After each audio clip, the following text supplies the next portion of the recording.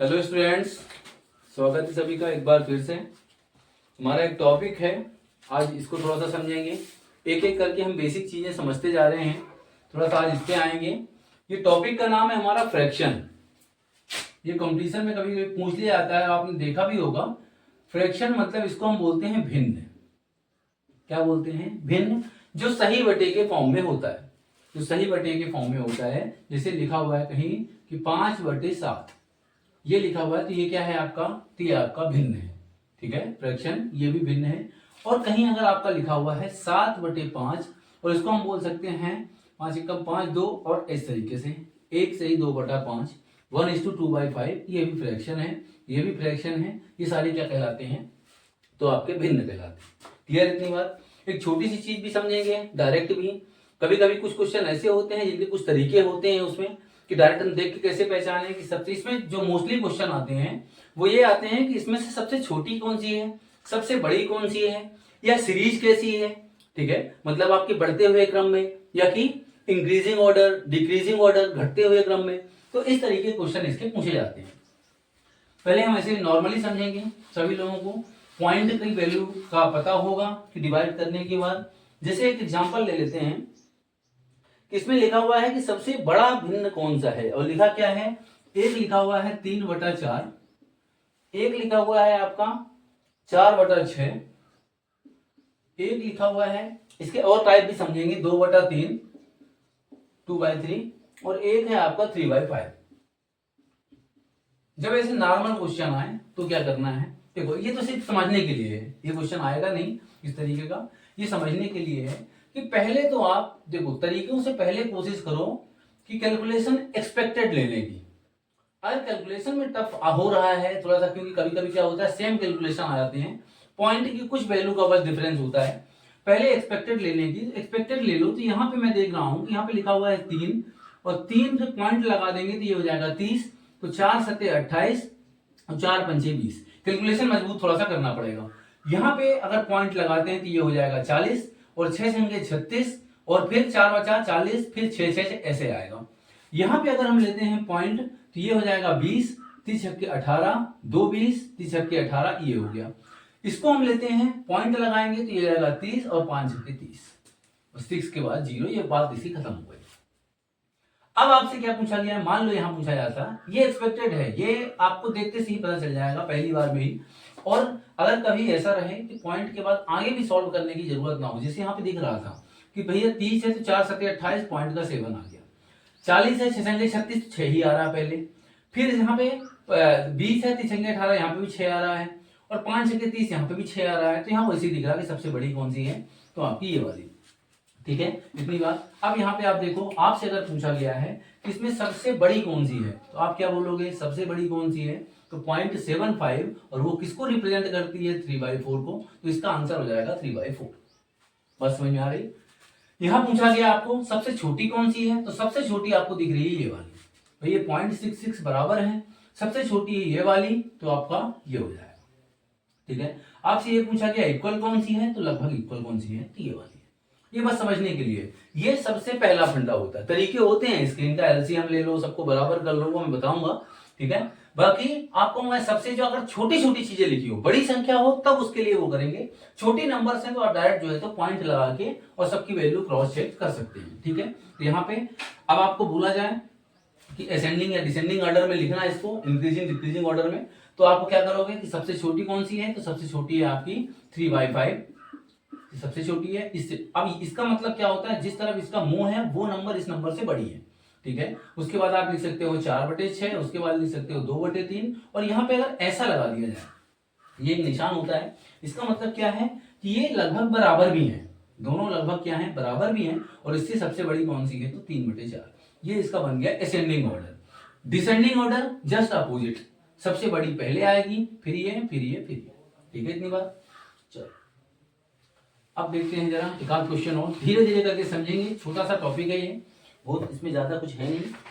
ठीक है, चलो एक लिखा हुआ है क्वेश्चन, सबसे छोटी भिन्न बताना है। यहाँ लिखा हुआ है 6/35, 6/35। फिर एक है आपका 13 एक है आपका 19/98, और एक आपका लिखा हुआ है कितना, तो 21/113, 21/113, ये चीज आपकी यहाँ पे लिखी हुई है, ठीक है। चलिए अब देखेंगे, अब यहाँ पे क्या तरीका लगेगा, कैसे क्या है, इसको ध्यान से समझना। यहाँ पूछा गया है कि सबसे छोटी भिन्न कौन सी होगी, सबसे कौन सी पूछा गया है, तो सबसे छोटी भिन्न कौन सी होगी, ठीक है। क्लियर इतनी बात। चल इसमें अगर हम एक्सपेक्टेड चलते हैं तो क्या होगा, तो पॉइंट लगा के वैल्यू देखेंगे, ठीक है, इसमें पॉइंट लगा के, लेकिन यहाँ पे पॉइंट के बाद आप वैल्यू देखोगे तो सभी लगभग एक जैसी ही आ रही है। भाई पॉइंट लगाएंगे 60 हो जाएगा, 35 का भाग देंगे तो एक बार ही जा रहा है, ये 130 हो जाएगा, 69 का एक बार ही जा रहा है, 190 एक बार ही जा रहा है, 210 ये भी कितना जा रहा है, तो एक बार ही जा रहा है, ठीक है।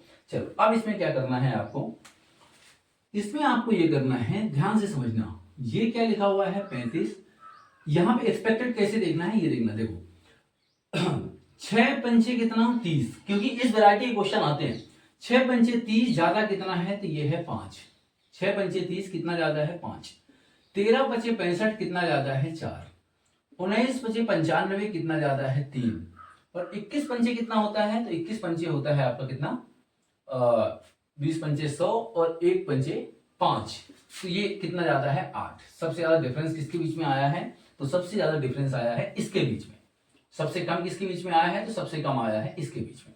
इतनी बात क्लियर है, ठीक। अब आपको क्या करना है, ये वाली नंबर जो सबसे ज्यादा डिफरेंस आया है 21/113, एक ये नंबर हो गई, और सबसे कम डिफरेंस कितना आया है 19/98, आपको क्या करना है, इनका करना है क्रॉस मल्टीप्लाई, इनका करना है क्रॉस मल्टीप्लाई, सबसे बड़ी और सबसे छोटी संख्या में, ठीक है। इनका हमने क्रॉस मल्टीप्लाई किया, इसका इसमें मल्टीप्लाई करेंगे, जो भी वैल्यू निकल के आती है, इसका इसमें मल्टीप्लाई करेंगे, जो भी वैल्यू निकल के आती है, जो वैल्यू बड़ी होगी वो वाली भिन्न आपकी बड़ी होगी, जो वैल्यू छोटी होगी वो वाली भिन्न आपकी छोटी होगी। आप कैलकुलेशन करके इसको देख लेना, ठीक है। दूसरा वही तरीका था हमारा, पॉइंट लगा दिया 60 हो गया, अब जैसे यहाँ पे हमने पॉइंट लगा दिया 60 हो गया, तो यहाँ पे कितना आ रहा है लगभग 1। अब उसमें कैलकुलेशन देखो यहाँ पे ज्यादा हो रहा है, 60 लगाने के बाद कैलकुलेशन क्या हो जाएगा, तो फिर यहाँ पे कितना बच रहा है, तो फिर 25 बच रहा है, 25 फिर वो 250 करेंगे, तो यहाँ पे कैलकुलेशन ज्यादा लंबा होता है, उसके लिए क्या होते हैं, तो ये वाले तरीके होते हैं, ठीक है। इतनी बात। चलो और देख लेते हैं इसके क्वेश्चन थोड़ा सा अच्छे। चलो देखें, आगे बढ़ते हैं।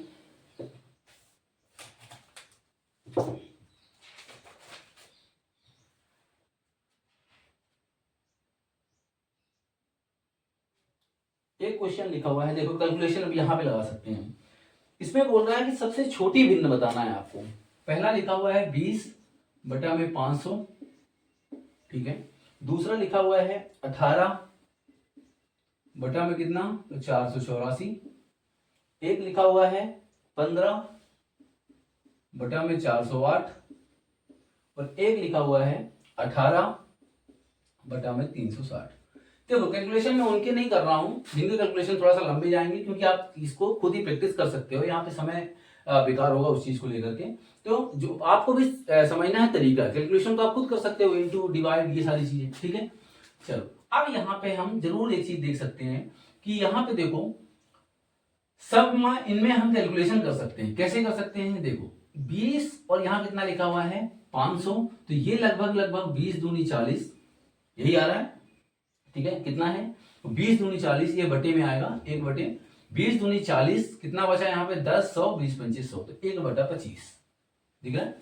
यहाँ पे एक भाग देंगे हम 18 दूनी 36, 36 और 12 48, 124, और 18 के भाग में 18 की पहाड़ी में 124 कहाँ पे आता है, तो 18 की पहाड़ी में आता है आपका 18 90 के 144, सॉरी 18 छक्के 124 होता है, 8 ठीक 18 छक्के, तो 1/, कितना आ गया, तो आपका आ गया 26, ठीक है। फिर उसके बाद यहाँ पे आएंगे 15, तो 1/, यहाँ पे कितना हो गया 15 दूनी 30, 10 बचा 108, 15 सत्ते 105 पॉइंट में समथिंग, ठीक है। यहाँ पे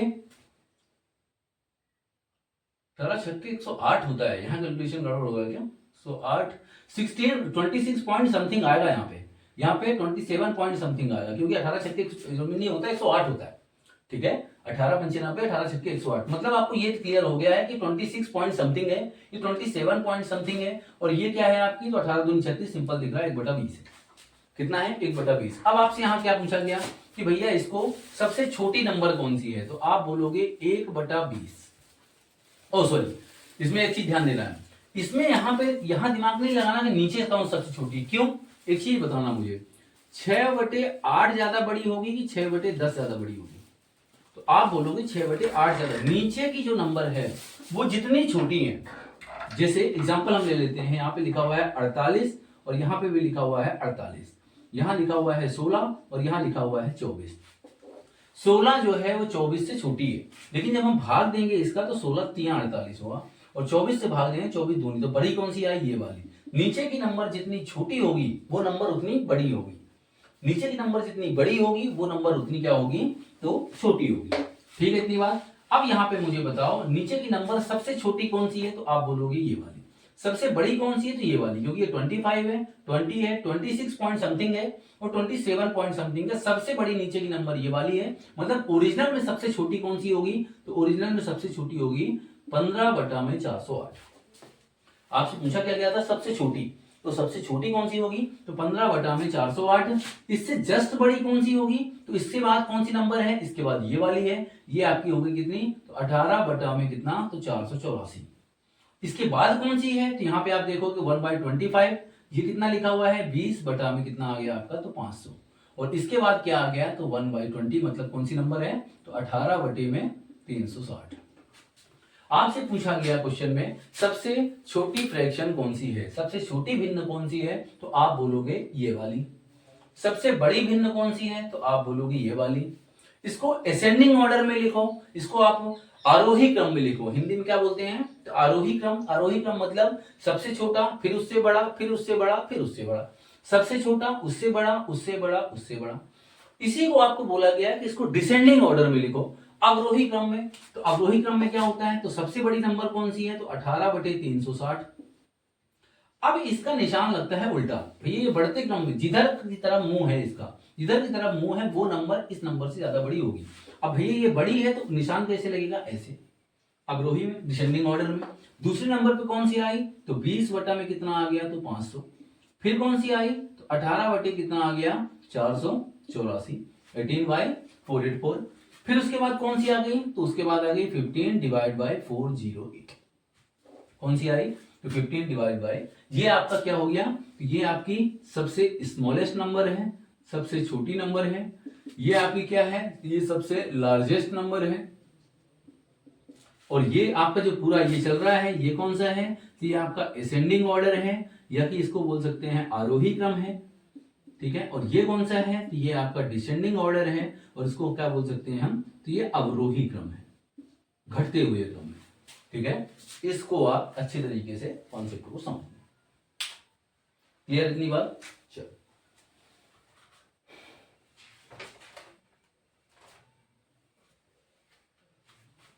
ठीक है। चलिए नेक्स्ट और देखते हैं क्वेश्चन इसके।